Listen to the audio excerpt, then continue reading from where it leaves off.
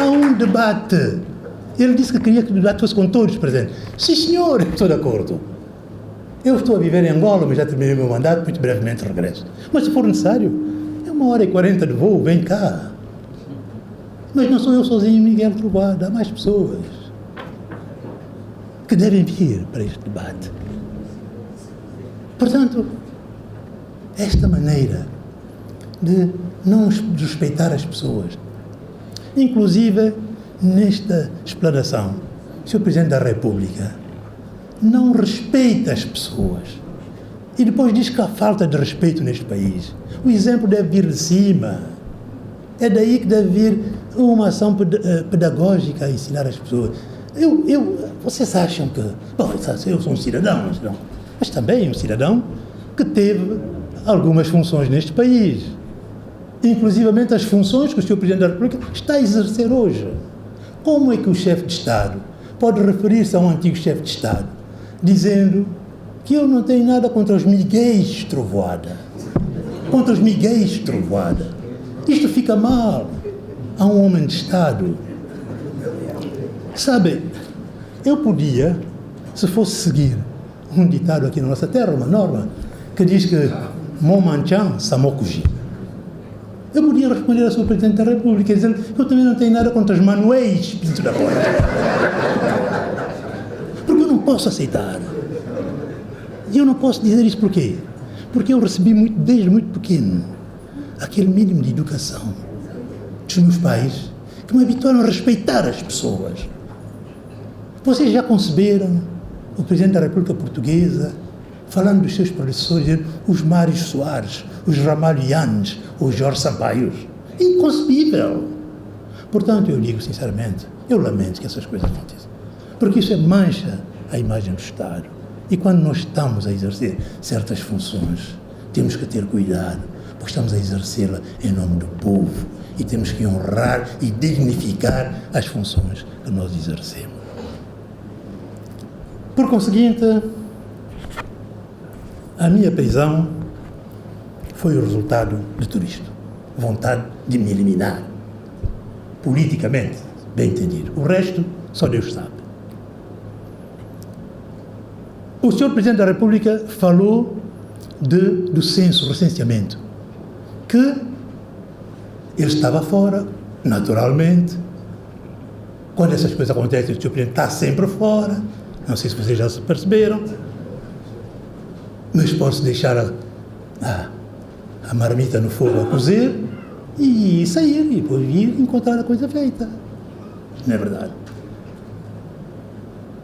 Quando se fala do censo como a causa da minha prisão, de que eu teria estado na origem do censo e que tinha havido muitas informações do partido, das células do partido, e que eu fui ter com ele e disse, bom, eu estou a ser atacado, como que a pedir apoio, olha, eu estou a ser atacado. E ele, magnanimamente, disse-me, está bem, Miguel, mas temos que resolver isso democraticamente.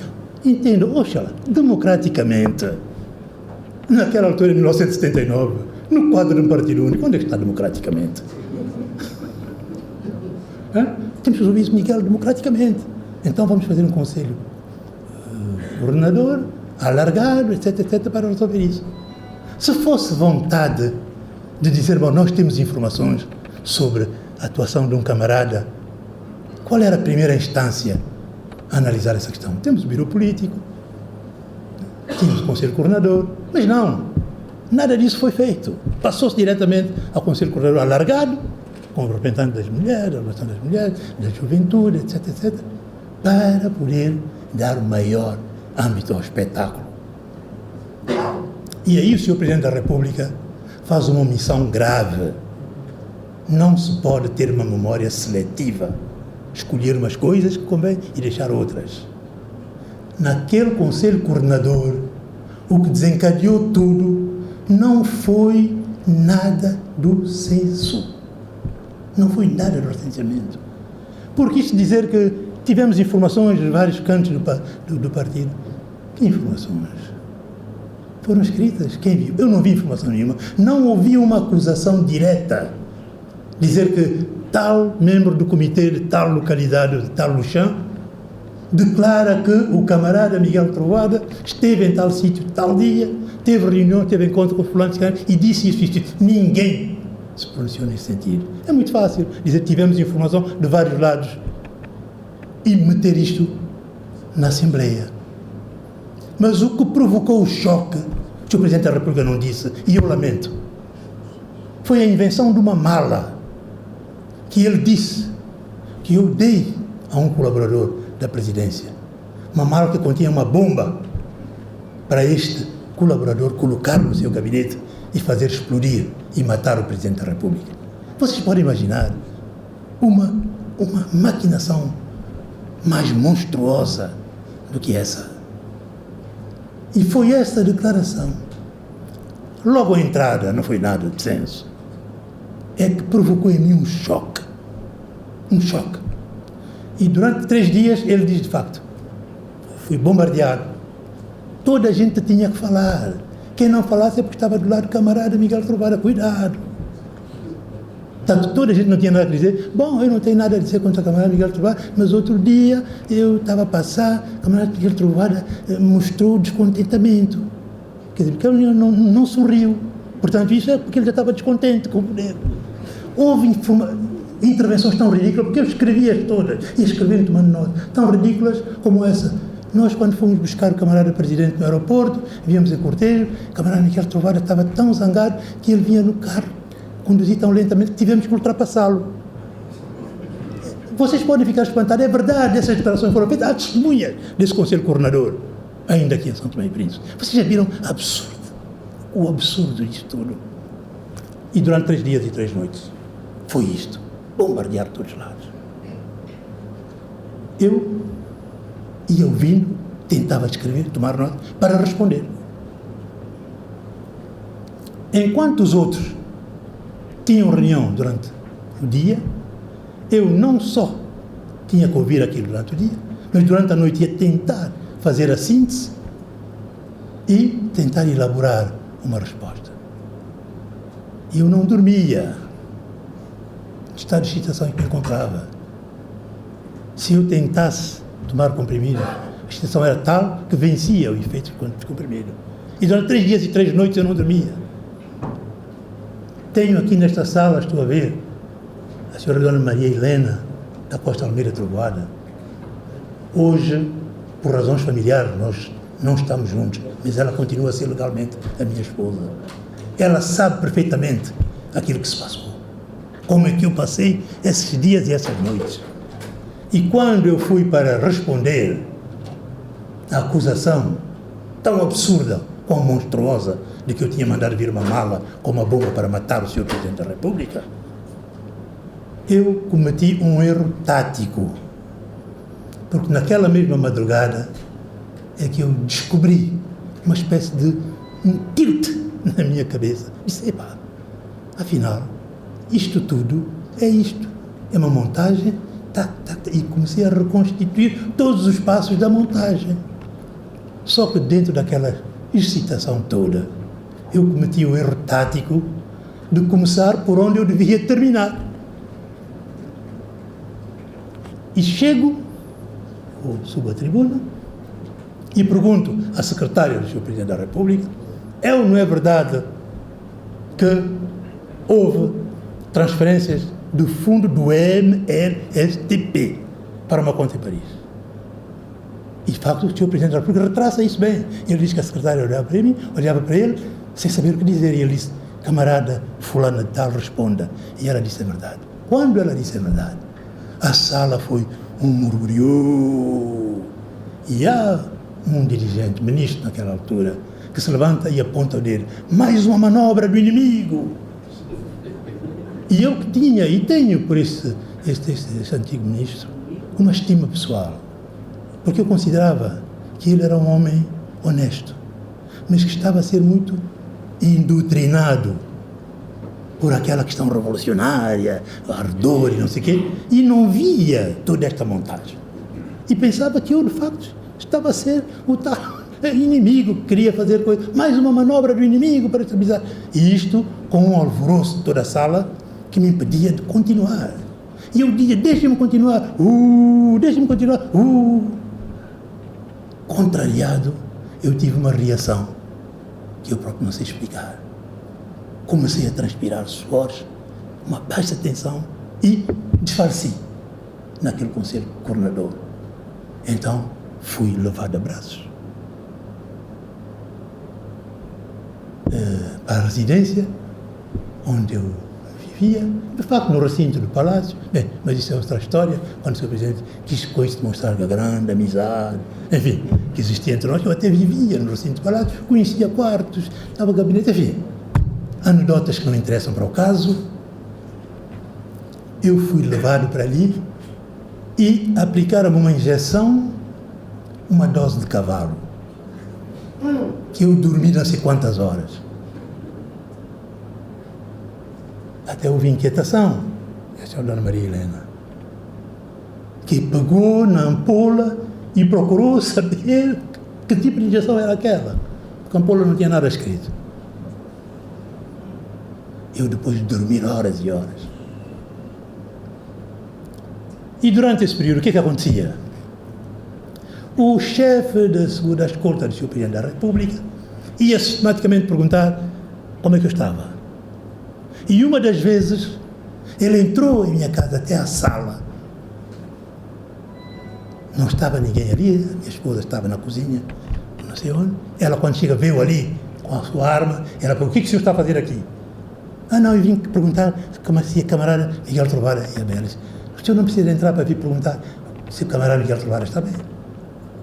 E perante essas atitudes ameaças, e os passos sistematicamente ao lado da minha janela, com manuseamento de armas, isto é que me levou a dizer, eu não estarei em condições de voltar ao Conselho Coordenador, porque outra reação semelhante pode acontecer. E foi aí que tomamos a decisão, eu, minha esposa, o meu filho, os meus filhos, e um convidado que nós tínhamos em casa, amigo do meu filho Patrício, e fomos para a Embaixada de Portugal. O objetivo não era fugir, porque quando cheguei à Embaixada de Portugal, se fosse para fugir, eu não faria o que fiz. Puseram-me numa sala, imediatamente vi o telefone, peguei no telefone e ligo para quem? Para o Ministro da Defesa. Quer dizer, estava tão desorientado que eu nem sequer me apercebi que eu estava a cometer um erro grave, porque eu estava a dizer ao Ministro da Defesa que eu estava ali na Embaixada de Portugal. E disse, o camarada, eu quero dizer ao camarada que estou na Embaixada de Portugal. E o Ministro dizia para o camarada Miguel, não faça isso, por que fazia? Sim senhor, vocês querem matar. Eu estava desorientado, confesso. E ele dizia, não, é só para resolver as coisas entre nós. Pois é, resolver as coisas entre nós, mas eu dei às coisas uma dimensão para que as pessoas soubessem o que se estava a passar em São Tomé e Príncipe. Eu fiz isso sem ter a certeza que podia obter ou não o asilo. E não foi embaixador, o Presidente da República aqui também, bem, está enganado. Foi um secretário que assumia as funções de encarregado de negócio, é que interrogou Lisboa e depois veio-me dizer, o homem estava verde quando entrou, porque eu o conhecia, era alguém com quem eu jogava ténis de vez em quando, portanto, tínhamos um relacionamento pessoal. Ele chega ali e diz-me, eu tenho a informar que Lisboa recusa o asilo político. E eu disse, Lisboa recusa? Então, rapidamente peguei as pessoas, meti-me outra vez no carro e parti para o PNUD. Eu digo que eu fui imprudente quando telefonei ao Ministro da Defesa, porque ele podia ter cercado a Embaixada e eu não podia sair. Portanto, peguei no carro e fui logo para o PNUD. Cheguei ao PNUD, estava lá um senhor que era funcionário português da cooperação nas finanças, um célebre senhor Granjo, que já estava a se fazer às vezes de encarregado de negócio. Ele deu-me um asilo e fui para lá. Outra prova de que eu não queria fugir é que enquanto lá estava, escrevi 2 cartas. Uma para o Conselho Coordenador, pedindo ao Conselho Coordenador que autorizasse que eu fosse para uma roça durante 15 dias, descansar e recuperar, e que fosse assistido por um médico enviado pelas Nações Unidas. E que, no fim de 15 dias, que eu regressasse ao Conselho Coordenador para continuar a minha explanação. Esta carta foi enviada, não sei se deram a conhecer aos outros membros do Conselho Coordenador, ou pelo menos do Biro Político, e eu não obtive resposta. A segunda carta foi ao Ministro da Defesa. Esta segunda carta foi acompanhada das armas que eu tinha comigo, que eu levei para a PNUD. Eu disse aqui, na Organização Internacional, eu não tenho que conservar as armas. Peguei nas armas todas, pus no saco, e a carta que mandei ao Ministro da Defesa, nessa carta eu dava pormenores sobre aquilo que eu estava a afirmar. As contas bancárias, os montantes, o que foi transferido, eu dava pormenores. E não eram contas pessoais do senhor Dr. Manuel Pinto da Costa. Eu não tenho nada a ver com a vida privada das pessoas, com as suas contas, ou coisa parecida, não era. Eu estava a referir às contas do MLSTP, do partido. E eu tinha acesso a esses dados todos, porque eu fui o primeiro dirigente de São Tomé a chegar ao Gabão, a instalar no Gabão, tinha uma caixa postal e, da minha caixa postal pessoal, fiz a caixa postal do CLSTP e todos os correios tinham que ter a CLSTP, e é assim que, mesmo depois de nós estarmos aqui, depois da independência, tudo continua a chegar ao MLSTP. E eu tive acesso. Nós tínhamos uma norma que era da assinatura, dupla assinatura, da conta do partido. Era do presidente do partido e de um membro do Biro Político do partido, que, no momento que nós viemos para cá, houve a tal questão da dissidência da Cívica, e este membro do Biro Político pertencia ao movimento que aderiu ao movimento da Cívica, e, não tendo o presidente do partido a possibilidade de movimentar as contas do partido, podíamos ficar bloqueados. E nessa altura fui eu que o presidente do partido pediu, porque eu conhecia o diretor do banco, etc, etc. Eu tinha vivido 14 anos no Gabão, portanto conhecia lá muita gente. É nessa altura que se faz uma carta para que o presidente do partido tivesse assinatura única. Terá sido um erro, mas era uma solução que nós encontramos para não permitir que ficássemos bloqueados. Foi o que aconteceu. Eu não tenho nada a ver com a conta pessoal do Presidente da República.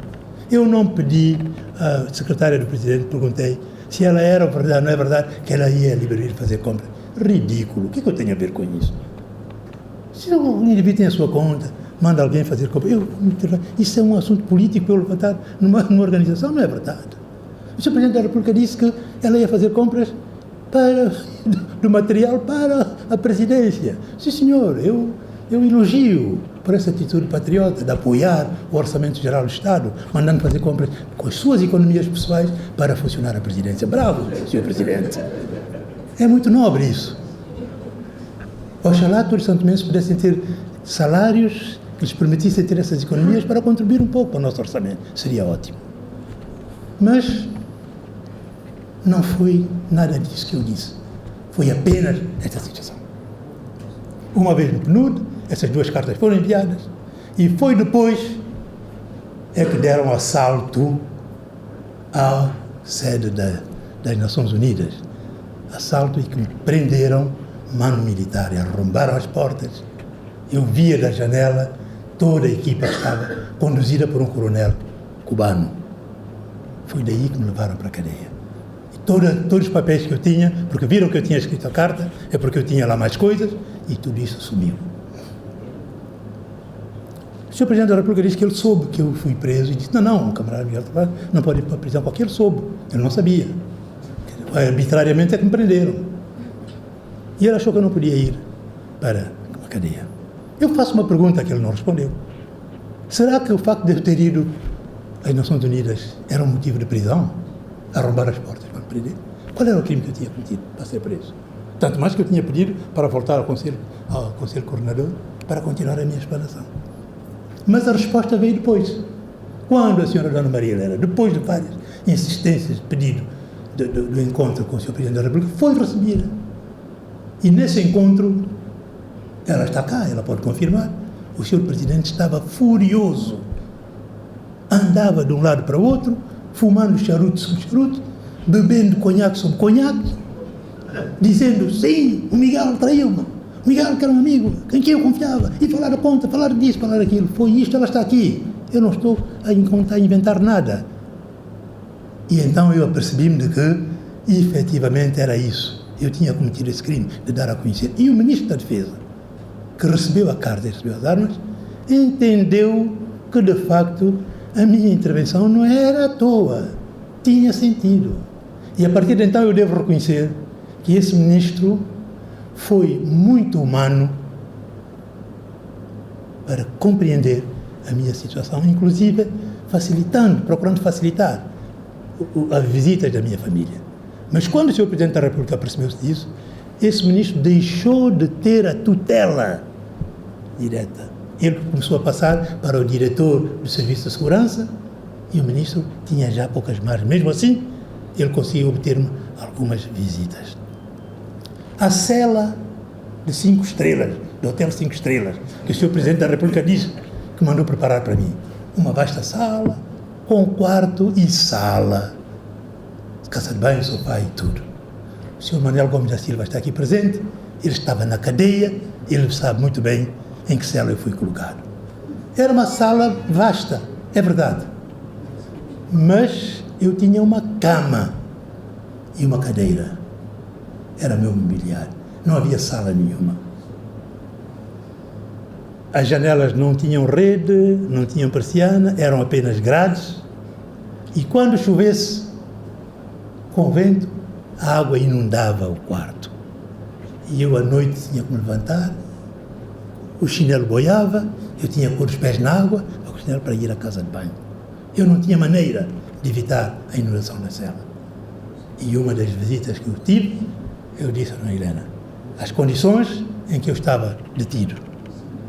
Eu disse, o Presidente da República sabia que enquanto estivemos no seminário, eu tinha tido uma doença pulmonar grave, que eu vivi, inclusivamente, num quarto isolado no seminário. Ele sabe disso.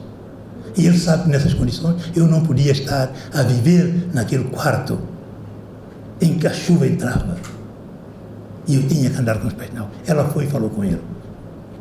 Ele não queria ouvir, só se ouvia é que eu traí. Mas ele fez alguma coisa depois desta visita. O que é que ele fez? Mandou-me transferir para outra cela. Era metade da primeira. Tinha uma cama com um colchão de esponja manchado de sangue. E digo-vos que não era sangue de mosquitos. Era nesse colchão que eu tinha que dormir. O quarto de banho que me deram tinha uma torneira partida e a água caía, gotejava. Eu, para utilizar, desculpem lá, mas era uma casa de banho turca, enfim, para utilizar, tinha que pôr um saco, daqueles sacos que vinham com ajuda alimentar da USAID, vazio, punha na cabeça para poder utilizar a casa de banho. Esta água pingava toda noite, todo dia. Eu tive que pedir lá aos outros presos um pedaço de tábua que eu coloquei para que a água, as gotas caíssem e fizessem tch, tch, e não caísse aquele toque, toque, toque. Eu sofri a tortura do sono, mesmo quando estava na primeira sala. O médico cubano que me assistia era testemunha disso.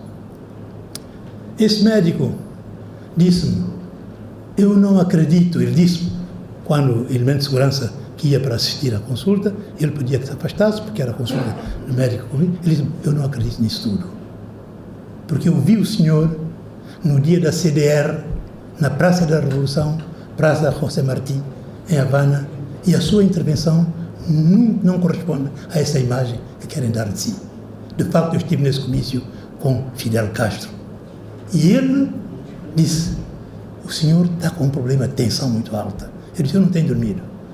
Ele receitou comprimidos. Os comprimidos não vieram. A segurança dizia que não havia no hospital. E esse médico, quando ia me ver, e soube disso, levava às escondidas comprimidos que ele deixava sobre a minha cama. E era através desse comprimido que eu conseguia dormir. Eu sofri a tortura de sono. Eu passei 7 meses sem visita, sem rádio, sem televisão, sem livros, sem jornais. 7 meses. Sem possibilidade de sair. Eu só rezava, lembrei-me das minhas orações no seminário, para que eu não me enlouquecesse. Porque eu, às vezes, ficava com a impressão que estava quase a passar para o outro lado. Segurança, batia às vezes a grade, então eu perguntava o que é que há. O camarada, alguns até tratavam ainda do camarada primeiro-ministro, o camarada está a falar muito alto, alguma coisa? Eu disse, não há nada. E eu dizia, eu estou a falar sozinho e tão alto que soube lá fora. Isto é grave. 7 meses, isolado completamente. E isto tudo com o conhecimento do meu grande amigo. Portanto, meus senhores, foi isso. Eu pedi que me julgassem. Insisti sempre no julgamento. Sim, vai haver julgamento, vai haver julgamento. Eu quero julgamento. Eu tinha uma equipa de advogados, franceses e portugueses, pronta para desembarcar. Nunca houve julgamento. Eu, quando estava no PNUD, o secretário-geral das Nações Unidas mandou alguém para negociar a minha saída. Estava a se entreter, para fazer tempo, antes de dar o assalto para me prender. Nessa altura, num dos conselhos coordenadores, houve alguém, enfim, que sugeriu que me deixassem sair com o representante das Nações Unidas, mas que colocassem no teto da aerogar antiga, colocassem um atirador de elite e que eu fosse abatido quando caminhasse para o avião das Nações Unidas. Isto foi dito. E foi um membro do Conselho Coordenador, que era ainda primo meu e já falecido, que disse, não, isto não pode ser. Era este o plano. Eu estive, portanto, 21 meses na cadeia e, um belo dia, eu apercebi-me de que ia ser liberto quando vi o canalizador chegar para consertar a torneira. Grande mudança, grande conforto. Era essa a cela do Hotel 5 Estrelas em que o Sr. Presidente mandou me instalar. Eu só peço que ele nunca venha conhecer esta cela. Se eu tivesse a cultura do exercício ditatorial do poder político, talvez ele tivesse o prazer de conhecer o conforto daquela cela. Mas isto não aconteceu. Eu vim para São Tomé, não vim para retaliar. Portanto, senhoras e senhores, esta é a realidade que eu estou pronto a debater em qualquer altura, com testemunhas. Se pessoas quiserem. E quanto à pessoa que disse que ele tinha, que disse que ele tinha dado a mala, que estava na cadeia. Não sei, uma questão de remorso, ele, um dia, está aqui o Sr. Manuel Gomes, eu vou pedir ao Sr. Manuel Gomes, que acrescente, para a pessoa saber que eu estou a dizer, tudo o que estou a dizer corresponde aos factos. Ele resolveu escrever uma carta dizendo tudo o que se tinha passado. Uma parte, uma boa parte. Eu tive acesso a esta carta. Esta carta foi mandada à Anistia Internacional. E eu, quando fui liberto, foi depois desta carta que eu fui declarado preso do mês, janeiro de 1981, pela Anistia Internacional, e depois convidaram-me a Londres e, nessa altura, mostraram-me a carta, que eu já tinha conhecimento. Nesta carta, ele contava uma série de coisas. Não houve bomba nenhuma, não houve mala nenhuma, não houve nada. E eu passei 21 meses na cadeia. A família passando o que passou. Eu falo da questão de Lereno. Eu fico chocado quando se fala de Lereno de uma forma tão ligeira. O Sr. Manuel Gomes da Silva, o senhor esteve lá. O senhor sabe como é que Lereno foi morto. Diga-nos, por favor, como é que Lereno foi morto. mais, obrigado. Obrigado.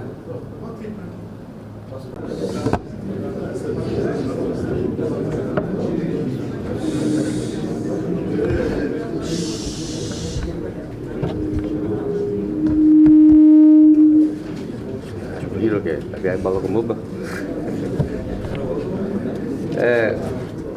Posso? Antes de mais, o Sr. Miguel Torrado, nosso obrigado por ter proporcionado esse encontro. Porque é, de facto, há muito tempo que vimos engolir o sapo vivo do Sr. Manuel Pinto da Costa com as suas mentiras contínuas. E é bom. E eu faço aqui o meu apelo, aqui o convite que o Sr. Miguel Torrado acabou de fazer, se um possível encontro entre os dois, seria muito bom. Para o bem da verdade. Aliás, fizeram o nosso ídolo africano, Nelson Mandela fez isso, a reconstrução da verdade e da reconstrução nacional, ele fez isso, para conhecer quem é quem. Quanto ao fuzilamento do Sr. Apresado do Sr. Miguel Torrado, eu ainda preso no interrogatório, durante o interrogatório, estive durante uma semana a ser chicoteado, cavalo marino, da PIDE, do Sr. Nogueira, desde Nogueira Branco, para acusar o Sr. Miguel Torrado como golpista. E há testemunho vivo disso. Há testemunho vivo disso. O Firmino Bernardo, que ainda está vivo, é o testemunho vivo disto. Porque era o técnico da Rádio Nacional, que estava ali, na sala de tortura, para gravar as coisas. Para gravar aquilo que se entendesse que fosse necessário. E a pergunta era esta: Sr. Gomes da Silva, onde é que tem sido o seu encontro com o Sr. Miguel Torrado a combinar para o golpe de Estado em Santo Tomé, para matar o seu camarada Pinto da Costa? Eu disse, não, nunca tivemos encontro nenhum, nem nunca tivemos conversa nenhuma sobre essa situação. Bastava em dizer, nós sabemos onde é que é o vosso ponto de encontro. Nesses passeios típicos que o Sr. Miguel faz, da sua residência, às 5 da tarde, até ao jardim da Igreja da Sé, e o senhor também saía da sua loja Gomes e Gomes, atravessava a rua, e era aí o ponto de encontro. Mas nem nada disso, nunca tivemos encontro sequer, e nem vou à casa do Sr. Miguel. Não, senhor. Mas quem é o seu despachante oficial? O meu despachante oficial é o Sr. Jaume Torrado. Aí é que está o elo de ligação. Aí é que está o elo de ligação. O Sr. Jaume Torrado, irmão do Sr. Miguel Torrado, é o seu despachante oficial, de maneira que aí é que servia-se de pombo de correio. Tive durante uma semana a ser chicoteado para acusar o Sr. Miguel Torrado como golpista. Eu depois entendi, num almoço que eu recebi, com 7 bananas, nunca mais me esqueço, que a minha mulher levou para a cadeia de sério. Comi e deixei ficar 3 bananas de sobra. O que é que eu fiz? Abri um maço de tabaco. Dentro do maço de tabaco há a mesma coisa, metalizada, e tem um papel branco. Eu escrevi assim, que é o nome da minha esposa, fazer chegar com urgência este bilhete às mãos do Sr. Miguel Torrado. Eu estou a ser chicoteado para lhe acusar como golpista. Eu responsabilizo, Manuel Gomes da Silva. Peguei nesse papel de tabaco, dobrei o maço ínfimo, meti dentro de uma banana, disfarcei-me com colher e dei como sobra para casa, para o bilhete chegar a casa. Lá está a luta pela sobrevivência quando o preso político é terrível nessas coisas. E de maneira, um filho meu chamado Rodrigo, ao comer banana, reparou com um bilhete lá dentro. Um papel. Ele era miúdo. Mamãe, banana tem papel. E a minha esposa vai pegando o papel e vê lá o papel. Bom, e é essa a razão que quando o Sr. o Miguel Torrado foi preso, o assunto já estava sendo manipulado e preparado, e tudo por Sr. Pinto da Costa. Aliás, o senhor, que esteve preso connosco, o senhor comandante da polícia, Albertino Neto, às quintas-feiras, porque o Sr. Pinto da Costa era onipotente, Presidente da República, Primeiro-Ministro, chefe do governo, Presidente do partido, era senhor poderoso, que fazia e desfazia daquilo que entendesse. E às quintas-feiras, quando o Sr. Albertino Neto ia porque era comandante militar e tinha audiência às quintas-feiras. A primeira pergunta sacrossanta que o Sr. Pinto da Costa fazia, abria uma gaveta, tirava uma folha de A4, isto dito pelo Sr. Albertino, que ainda está de vida, com lista de pessoas, e perguntava: Sr. Comandante, que tal fulano? Qual é o comportamento desse fulano? E que tal fulano? O senhor conhece fulano? O que é que ele faz lá fora? Ele é bom, ele é nosso. Epá, é um doente. Aquilo é um doente. Como é que um chefe de Estado, para ter, enfim, ocupar seus tempos, a preocupar saber quem é um fulano, onde é que ele anda, como que ele faz, qual é o seu comportamento, isto quer dizer tudo. O que é que ele fez? Quando o Albertino Neto não colaborou com ele nessa situação, ele pega no Albertino Neto e manda para Cuba. Para fazer curso militar, tudo falsamente. Cuja saída ao Cuba, ele veio direto para a cadeia praticamente. E então, isso é para dizer que tudo que já aconteceu à volta do Sr. Miguel Trovoada foi uma alcavala política desnecessária, absurda, selvagem. Não se pode conceber do chefe de Estado. E quanto à suíte de 5 estrelas que o Sr. Miguel Trovoada teve lá na cadeia, teve tanto sido como nós. Aquilo o relato que o Sr.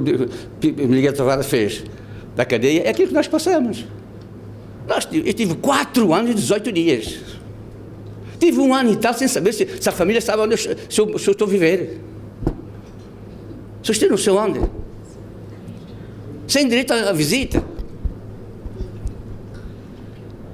Minha gente, aquilo que nós pensamos, não desejamos ao nosso maior inimigo. Caso do censo. Como é que é possível do chefe de Estado de tentar comprometer o Sr. Miguel Trovoada o caso do censo? Estava preso. Quando foi preso, estava preso e bem preso, fechado numa cela. Quando foi o caso do censo. Ele vem dizer que ele massacrou o povo. Aonde? Ele se fugiu da cadeia, foi lá atuar, depois voltou outra vez para a cadeia? Minha gente, tenha dó. Caso Lerino da Mata. Caso Lerino da Mata, quando nós fomos presos, o nosso caso foi discutido no Conselho de Ministros, que o Sr. Pinto da Costa presidia, para ser fuzilado. E tanto é que nós tínhamos dia marcado, era uma quinta-feira, às 15 horas, no Campo de Milho, juntaram os presos lá dentro e disseram: os senhores, ao último vosso desejo, que vocês escrevam, comuniquem a vossa família, porque na quinta-feira próxima, às 15 horas, vão ser todos fuzilados no Campo de Milho. Isso porquê?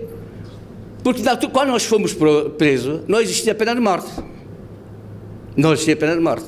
E quando foi discutido dias e mais dias do Conselho de Ministros, que ninguém dava uma resposta certa, o Pinto da Costa vira para o Celestino Costa, na altura Ministro de Justiça: o senhor Comitê de Justiça dê lá seu parecer. E o senhor Celestino Costa disse: camarada Presidente, lei não temos para fuzilamento. Portanto, pela lei, os homens não podem ser fuzilados. Mas, politicamente, podem ser fuzilados. É um ato político. Isso foi dito por Celestino Costa. E o frete, que depois construiu também a cadeia, disse assim: minha gente, isto aqui é tão pequeno, a nada quer matar todos, matar esse governo jamais terá sossego de vida. Porque nós aqui em Santo Tomé só somos família. Se não é primo, é tio, se não é compadre, não sei o quê. Eu que tenho uma parte do europeu, todo lado onde eu vou tem primo. Todo lado onde eu vou tem primo, tem família. Tem família, pá. E então, como nós não podíamos, tanto é que nós fomos presos, passado 2 meses depois, decretaram logo pena de morte. Em que ele, mais uma vez, habilmente e malvadeticamente pensado, aprova a lei de pena de morte no Conselho de Ministros, quando vai para ser promulgado, dá solo, porque o Miguel Trovoada fica como presidente interino, para ele promulgar a lei, uma lei que foi aprovada por ele no Conselho de Ministros. Depois dizia a boca a toda a gente: não, só Miguel Trovoada é que fez lei para... Este homem é mau, é mau, é mau, é mau. Este homem é mau, é mau. Este homem é um psicopata. Estado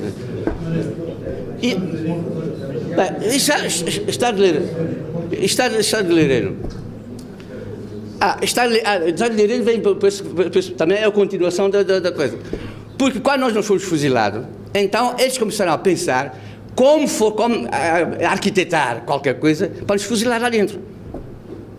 O que é que pensaram? O senhor Lereno da Mata, por tradição, já muito, antes de ser preso, ele foi funcionário da Marinha. Quem conhece, ele foi funcionário da Marinha. Ele morava muito perto da igreja da Conceição. Saía da sua residência, antes de ir para o serviço, passava por aquele coisa, rezava. Pronto, era um católico. E então, ele todas as madrugadas, sem dúvida, às 4 da manhã, ele levantava da sua tarimba e ia para a casa de banho fazer a sua reza. Nossa cela era retangular. Nós tínhamos uma tarimba coletiva. Cada um, uma tarimba coletiva. E no fundo da sala, ao lado direito, é a casa de banho, que é precisamente à frente onde o senhor Lereno onde dormia. Eles inventaram com o tal Zanu, que era um falso preso, porque o Zanu é que fez em coloio com esses Januário. Foi, olha, também já há 2 meses morreu, 2, 3 meses. Em coloio, em colaboração com a segurança, diz: há uma maneira de matar esses fulanos todos. O senhor Lereno, às 4 da manhã, vai à casa de banho rezar.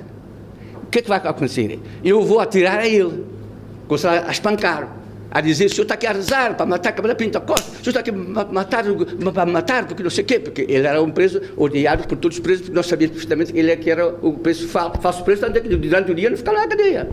E eu estava ali da segurança, ou levava para a casa dele, não sei o quê, tipo, andava à vontade.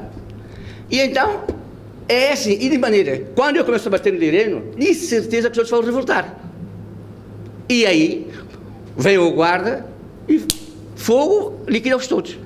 Diz que houve uma revelia entre os presos e pronto, há uma razão. E então, às 4 da manhã, o senhor Lereno, como de costume, vai à casa de banho.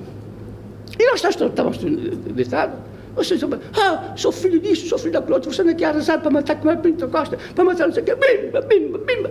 Aos muros, ó velho. O senhor Lereno, naquela altura, tinha quase 60 e qualquer coisa no velhote. E ele era um rapaz de pujança física ainda jovem. E nós, quando pressentimos isso, saltamos, eu, Salvater, Leonildo, o rapaz que estava na coisa, saltamos para fora e cercamos o Zanu. Atiramos o Zanu. Atiramos as armas, pimba, pimba, pimba, e separamos o Lereno. Mas quando começa aquilo, o Lereno, quando atacamos o Zanu grita: ó, seu guarda!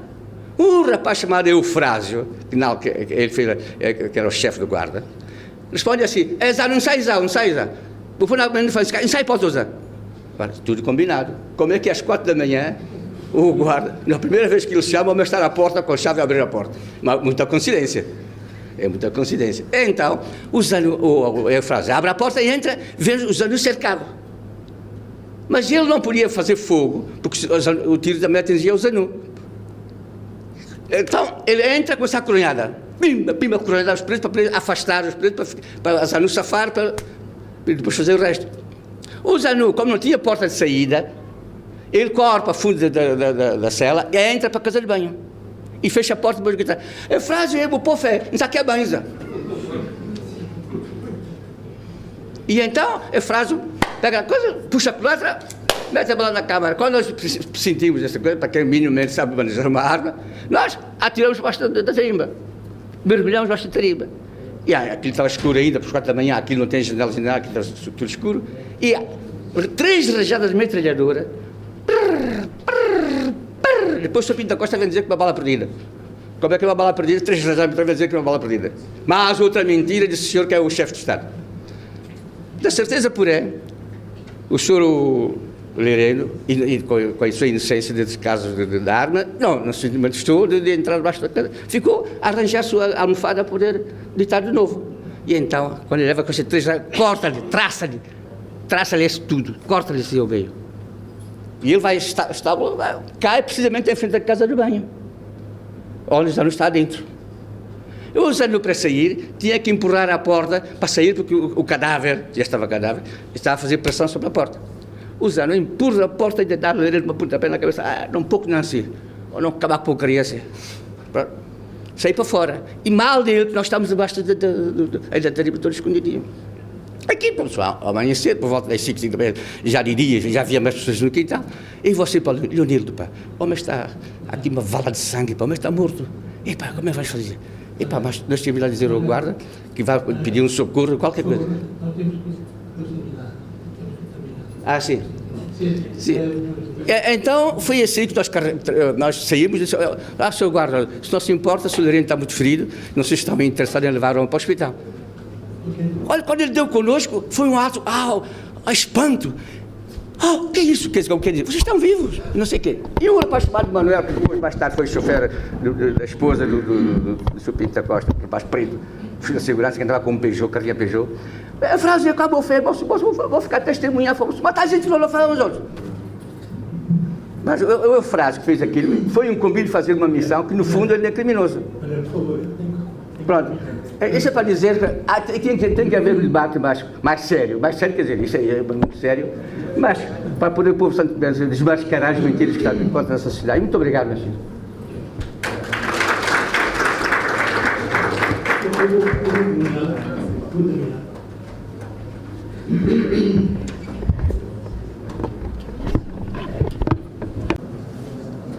Senhoras e senhores, eu vou tentar ser breve, porque nós já estamos cá há algum tempo. Como vocês ouviram, há um testemunho vivo. Há muitos outros que ainda estão vivos. Eu lamento sinceramente que essas coisas estejam a acontecer, porque já é a altura de nós olharmos para o futuro. Já é a altura de olharmos para o futuro. Mas o Sr. Gomes da Silva falou da África do Sul, Verdade e Reconciliação. Eu estive a mediar o conflito da Côte d'Ivoire, em que também se criou uma comissão de Verdade e Reconciliação. Eu estou de acordo para que tudo se encontre um quadro onde, como disse o Presidente da República, lavar tudo, limpar tudo, para que se possa encontrar um clima. Não podemos continuar a viver eternamente nisso. O passado é importante para compreender o presente, mas ele não deve amarrar o presente. Ele não deve obrigar, impedir que nós possamos perspectivar o futuro, em conjunto, se possível. Mas em conjunto, no respeito de cada um. Eu volto a dizer, os partidos políticos não podem estar em democracia à mercê da vontade de quem quer que seja. Eu ouvi o Sr. Presidente da República dizer que o partido que ganhou as eleições, eu falo das eleições de 2010, queria dialogar com o segundo partido mais votado. E que ele disse que não estava de acordo, tinha que ser com toda a gente. Qual é a autoridade constitucional que tem o Sr. Presidente da República? Política, autoridade política, para dizer um partido que ele não pode dialogar com o outro, tem que dialogar com toda a gente. O partido tem a autonomia para escolher o parceiro que lhe dê uma base de sustentabilidade parlamentar para governar. É isso que é necessário. Agora, que seja partido A, partido B ou partido C, não é da conta do Sr. Presidente da República. Será que em Portugal o Presidente da República disse ao PSD que ele não podia fazer uma coligação com o CDS-PP? Tinha que buscar os verdes, Partido Comunista, o Bloco de Esquerda, tudo. E não há uma coligação que está a governar com uma maioria. Mas, enfim, acabemos com essa brincadeira, com essa prepotência, com essa vontade de mandar em toda a gente. O Presidente da República impõe aos partidos a composição da delegação que devem ir ao encontro dele. Eu não quero fulano, eu quero ciclano, eu quero Beltrano. O Sr. Presidente da República diz a um primeiro-ministro, cujo partido ganhou eleições com uma maioria importante, não absoluta, mas importante, que o senhor deve afastar-se da política. Disse isso ao Sr. Primeiro-Ministro Patrício Trovoada. Que autoridade, que legitimidade tem o Presidente da República? Eu, por curiosidade, tirei aqui uns números. O partido liderado por Patrício Trovoada, Ação Democrática Independente, ganhou as eleições legislativas de 2010 com 29.588 votos. Os dados que eu obtive, 29.588 votos. O senhor Presidente da República, o candidato Manuel Pinto da Costa, na primeira volta teve 21.426 votos. E nesses 21.426 votos estavam 2.002 votos da diáspora, a diáspora não votou nas legislativas. Se nós tirarmos esses 2.002 votos da diáspora, o Sr. Manuel Pinto da Costa teve 19.424 votos. Ora, o partido da ADI, cujo líder deu a cara, era a figura emblemática do partido, quando foi pedir o voto ao povo, teve mais de 10 mil votos. Portanto, Patrício Trovoada tem muito mais legitimidade do que o Sr. Presidente da República sozinho. Estas são as estatísticas das últimas eleições. O Sr. Presidente chega à maioria na segunda volta, que aquela escassa diferença que ele teve foi com todos os outros candidatos, mas todos. Enfim, ele acha que tem a legitimidade para dizer a um cidadão, nessas circunstâncias, a um líder partidário que teve este apoio do povo, o senhor tem que se retirar, afastar da vida política. Brincadeira é essa? Onde é que nós estamos? E quando o partido decide de digitar um outro dirigente para o lugar, este também eu não quero. Mas isso, o quê? Estamos aí para fazer a vontade do Presidente Pinto da Costa. Eu quero este, quero aquele, tal pode vir a meu conto, tal não pode vir. Enfim, esta maneira autoritária de considerar o Estado como coisa própria não pode ser em democracia. Nós ouvimos o Sr. Presidente dizer que quando há pessoas com experiência, se houver pessoas com experiência, eu vou buscar. Quer dizer, é propriedade dele. É a sua casa, é a sua empresa. Se eu estou a precisar de um carpinteiro, se ele tem competência, eu vou buscar. Quer dizer, ele manda. Não, se o governo não conta. O governo não pode dizer que esse fulano serve ou não serve. Não, ele manda buscar, ele impõe. Ele, quando diz que o Patrício Trovoada não pode, deve sair da vida política, tal, fulano não pode vir à delegação, quer dizer, é o seu quintal, só entra quem ele autoriza. Ora, isto não é nada disso. Portanto, eu faço um apelo. Eu não quero que esse espetáculo volte a repetir-se. Nós estamos aqui a falar, e buscar o passado, mas não somos nós é que vamos buscar o passado. É o Sr. Presidente da República é que tem o prazer de estar a remexer nisto, por causa da insensibilidade dele, pelo sofrimento das pessoas. Vamos fazer um encontro. Houve uma sugestão, Miguel Trovoada e Pinto da Costa, nada disso. Nada disso. Um encontro geral, com toda a gente. Mas com a presença dos dois. Não, está bem, eu estarei lá. Por que não? Toda a gente. E procuramos sanar esse passado para construirmos o futuro. O Sr. Presidente da República veio, nós todos dissemos, sim senhor, baseou-se na memória, pensei que isso tudo já tivesse sido esquecido, eu venho para a estabilidade e algumas pessoas acreditaram nessa estabilidade. Será isso a estabilidade? O Sr. Presidente da República prometeu estabilidade a toda a gente. Mas há uma vontade de impor a sua vontade a toda a gente. A Constituição é a vontade do Presidente da República. E não devemos escondê-lo, uma determinação em perseguir a família Trovoada. Também não há dúvida sobre isso. O Sr. Presidente da República tem mais uma razão suplementar para detestar Patrício Trovoada. É que quando foi das eleições de 2006, que Patrício Trovoada foi candidato, o Sr. Presidente da República comprometeu-se em apoiá-lo. Eu sei que ele depois disse que não, que nunca fez essa declaração. Ele sabe que eu sei que ele se comprometeu em apoiar a candidatura de Patrício Trovoada. Ele não fez nem uma palavra, nem um escrito, nada. Mas eu admiro a coragem do Presidente Pinto da Costa. Porque quando chegou a vez dele de ser candidato em 2011, o Presidente Pinto da Costa pediu uma audiência ao Primeiro-Ministro Patrício Trovoada, que o recebeu na sua residência privada da Praia das Conchas, e foi lá convencer, saber primeiro se o Patrício era ou não candidato, nunca se sabe, e depois pedir apoio de Patrício para a sua candidatura. Francamente, eu não teria essa coragem. Ele foi e pediu o apoio. Ele certificou-se que Patrício não seria candidato. Mas o Patrício também não declarou apoio. Tinha o seu partido, tinha que consultar o partido não se tinha pronunciado, provavelmente o maior partido do país, partido número 1, naturalmente podia ter também alguém para ser o candidato.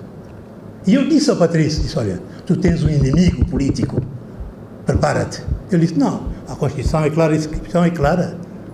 Tu não sabes, a Constituição é a vontade de um homem. Este homem, se tiver uma fissurazita numa porta, ele arromba a porta, entra e ocupa tudo.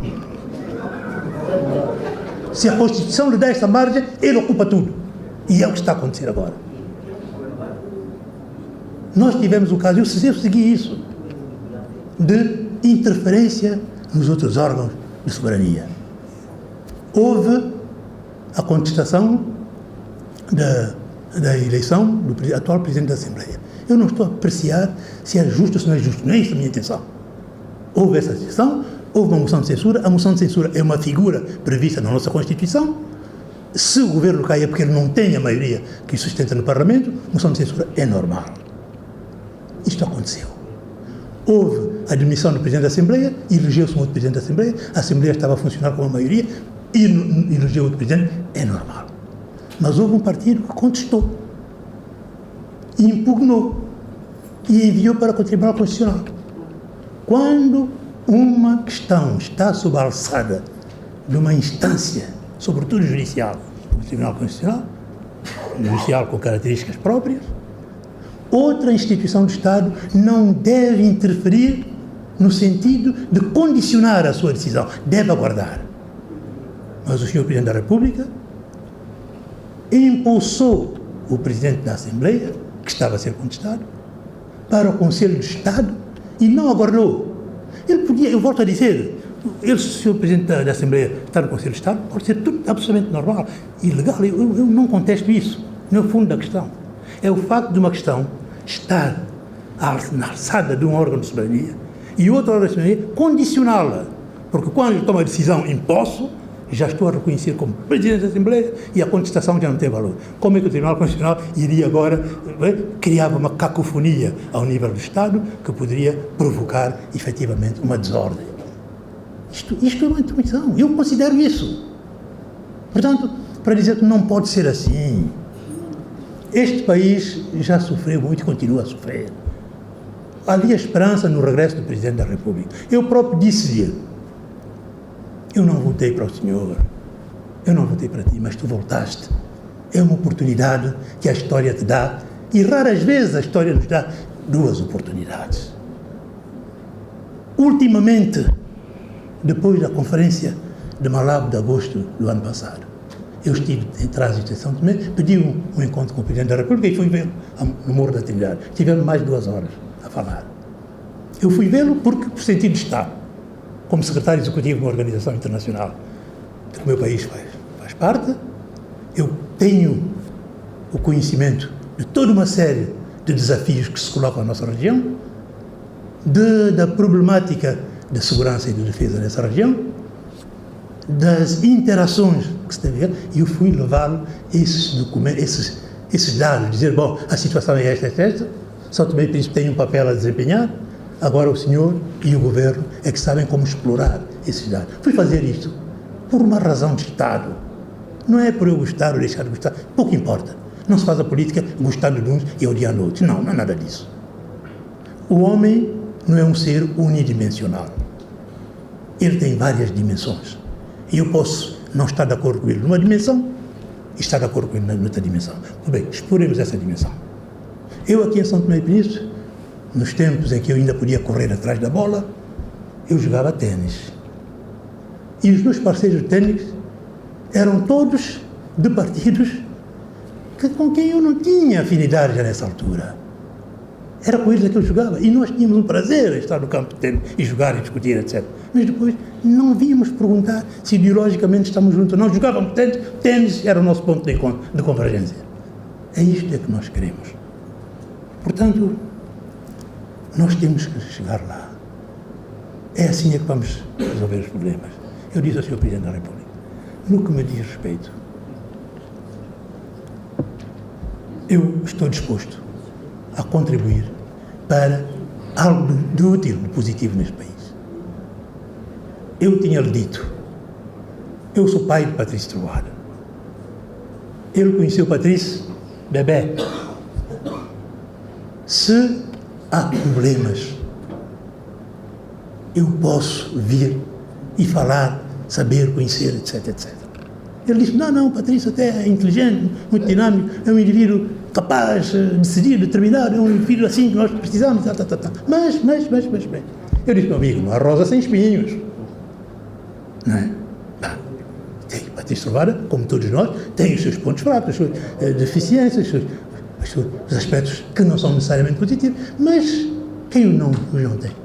Temos de trabalhar isso tudo.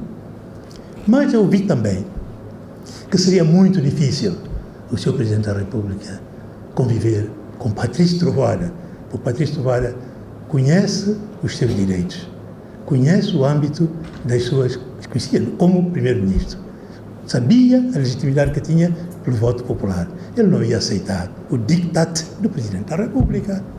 Não ia. Ele não deve nada ao Sr. Presidente da República. Ele não faz parte daquele grupo que o Sr. Presidente chama os menininhos da Jota. Ele não é da Jota. Ele é do PT, Patrício Trovoada. Por conseguinte, ele não iria aceitar esse tipo de coisa. No encontro que eu tive com o Sr. Presidente da República, em novembro de 2012, antes dos acontecimentos, eu já tinha-me percebido de que estava uma crise. Eu, quando saí do encontro, dei uma entrevista e disse isso. Paira no ar, ambiente de crise. Eu disse, olha, há isso não é bom e tal, nós falamos sobre isso. Mas eu vi que era difícil não haver crise. Porque o Sr. Presidente da República, eu digo isto, tivemos esse encontro a dois, mas ele também referiu-se a coisas que se passaram entre nós os dois. No seu encontro ele referiu-se. Diz que eu fui lá pedir-lhe isso, pedir aquilo, disse isso, disse aquilo. Portanto, eu estou livre de dizer.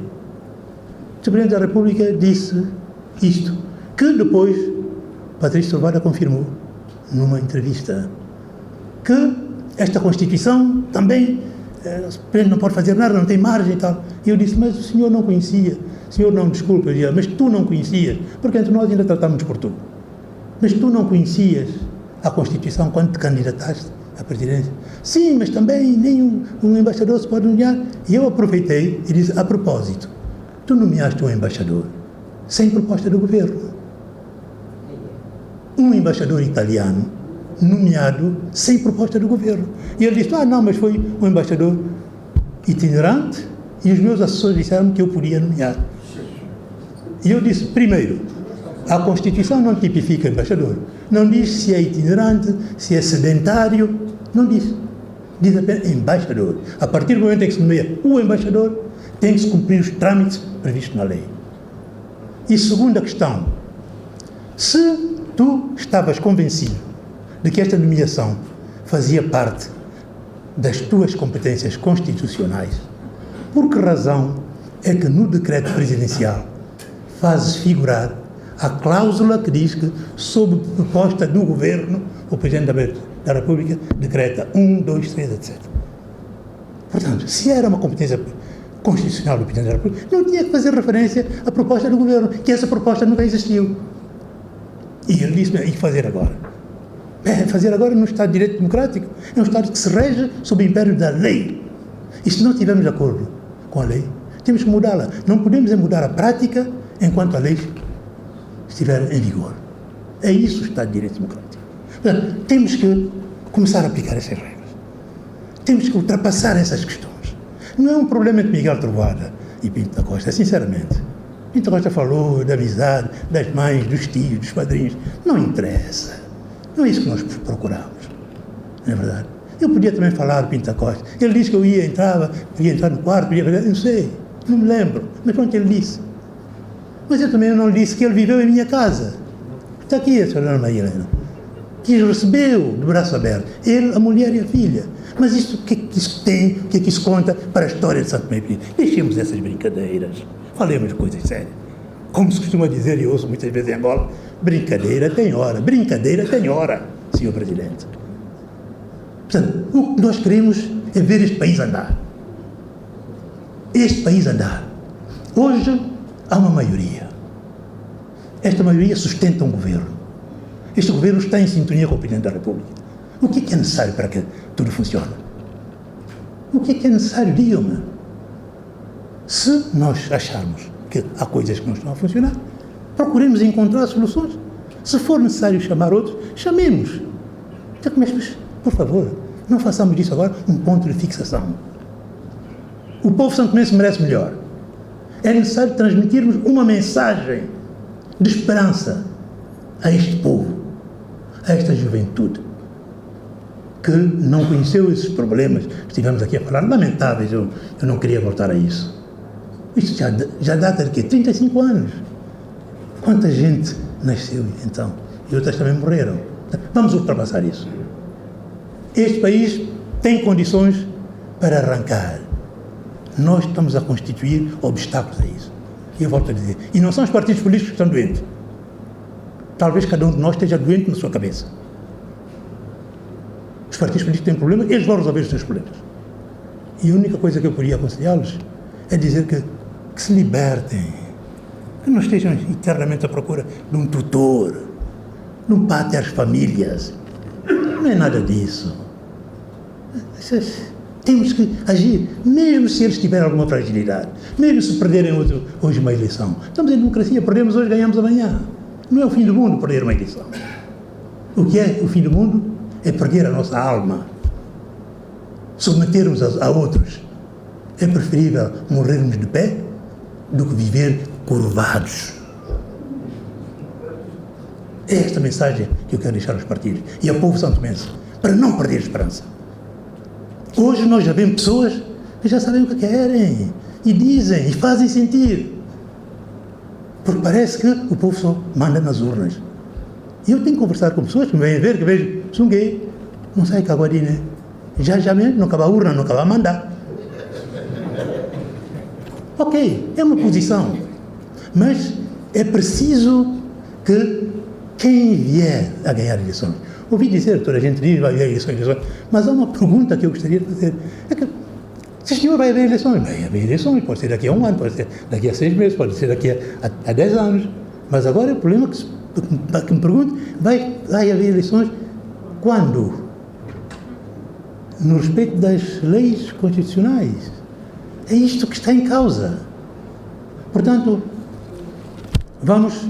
se o diálogo resultar num compromisso do respeito dos resultados das eleições, quer de um partido, quer de uma coligação, no respeito de prazos, eu devo confessar que eu pessoalmente interrompi mandatos de meu antigo governo e podem crer que isto é algo que me acompanhará mesmo depois que eu for já entregue, que eu transformava em pó ladeço e que o Sadu Conquista estiver a ocupar-se dos meus ossos. Mesmo aí, eu continuarei a ser o vilão. E, de vez em quando, cada vez que certas pessoas têm oportunidade, são as mesmas jeremíadas, tais umas carpideiras no muro de lamentação política da sociedade santomense. Mas temos que parar, temos que ultrapassar isso, necessariamente. As instituições ficam, os homens passam. Portanto, é isto que eu quero. Vamos fazer isso. Eu estou disposto a participar nesta aventura de futuro, de renovação, participar no futuro. Não envolvendo em ações político-partidárias ou outras, não. Há quadros de colaboração. E para esse quadro eu estou disposto. Por isso é que eu agradeço-vos. Peço desculpa de ser longo. Peço mesmo desculpa de ter abordado essas questões. Mas eu não podia fazer de outra forma. Não me deram outra alternativa. Eu agradeço. Já tivemos muito tempo. Eu não sei o que vocês puderam fazer. E, portanto, obrigado.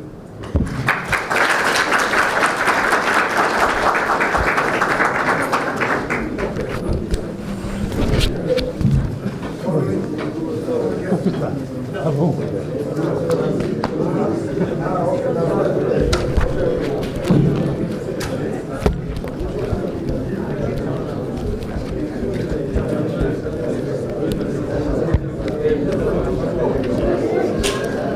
Então,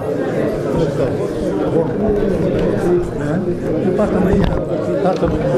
Não, hoje já não dá. Hoje já não dá. Passa amanhã.